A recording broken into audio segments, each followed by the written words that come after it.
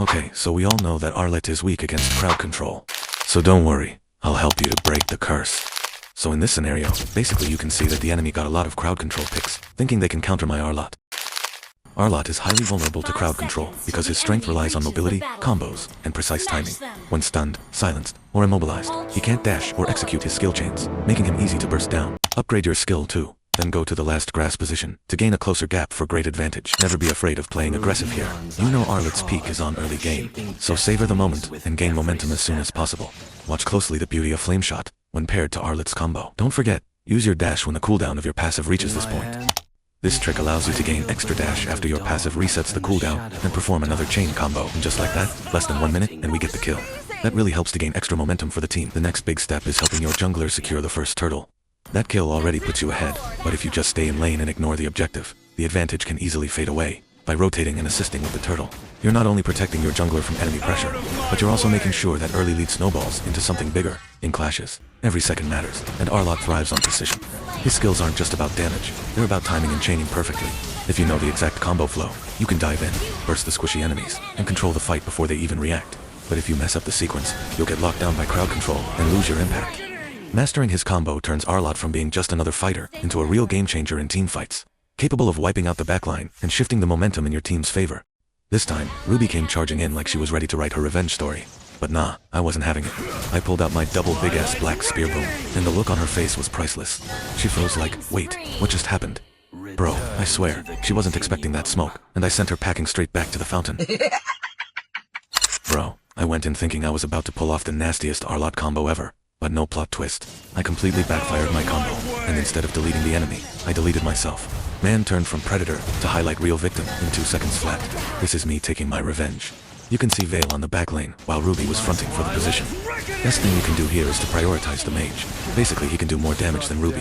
Take him out of the picture, and Ruby is just like a stray dog. And just like that, Roger just took my triple kill like there's nothing happened. A flashy kill might feel good in the moment, but pushing a turret brings long-term pressure that snowballs into victory. At the end of the day, kills are just numbers on the screen. But turrets are the real key to breaking into the base and ending the game. It gives your team more space to farm, more vision, and easier access to jungle and objectives like Turtle or Lord. At this rate, Ruby was really trying to pull off her big comeback play like she thought she was about to be the hero of the story. But nah, I slid in, touched her without her even realizing, and boomed straight into a deep sleep. My teammates rushed in like, yo, need help? But I'm like, relax guys. I got Ruby tucked in bed nice and easy, all by myself.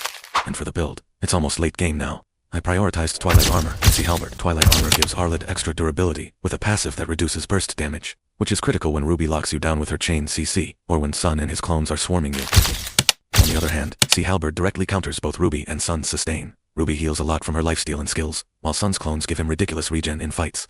With xxSTAB applied, their healing is cut down, making them much easier to finish off. This ensures that when Arlott dives in, he can actually secure kills instead of watching his targets heal back everything. At this point, I was telling my team, guys, let's just secure the Lord and end this clean, but nah. After all the momentum I built in the early game, these dudes suddenly turned into Avengers overconfident, chasing kills like it's a TikTok montage.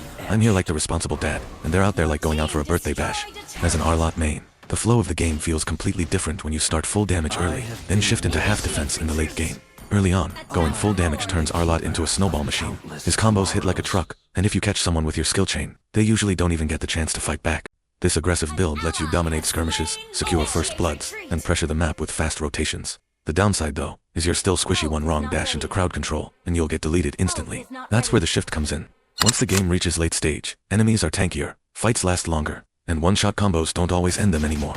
By mixing in defensive items, Arlott transforms from a glass cannon into a durable initiator.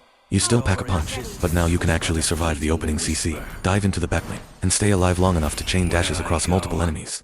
Instead of being a high-risk, high-reward assassin, you become a fighter who controls the tempo of team fights. Enemies have built their core items, and your raw damage alone isn't enough to delete them instantly anymore.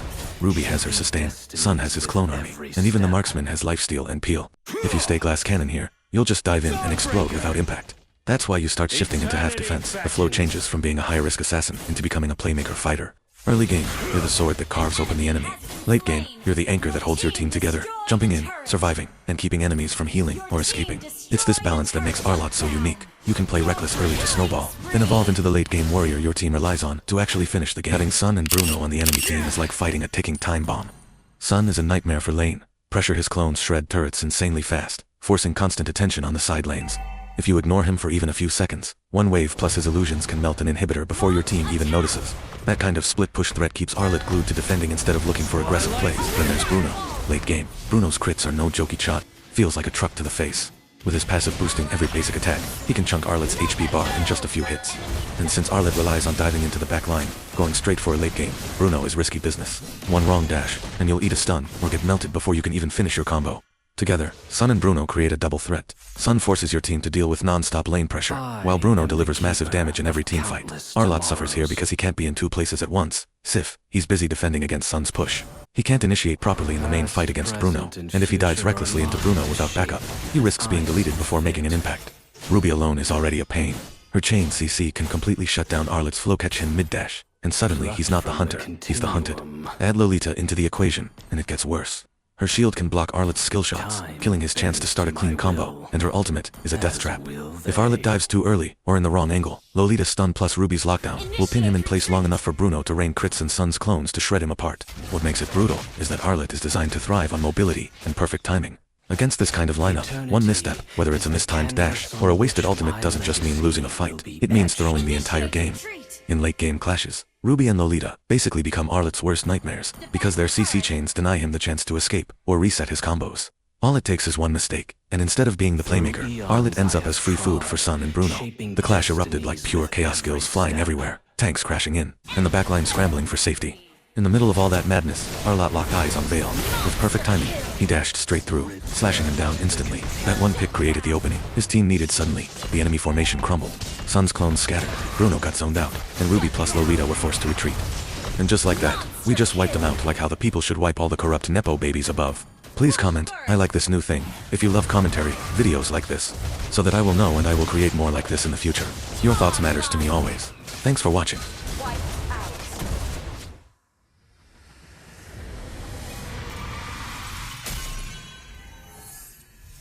Victory!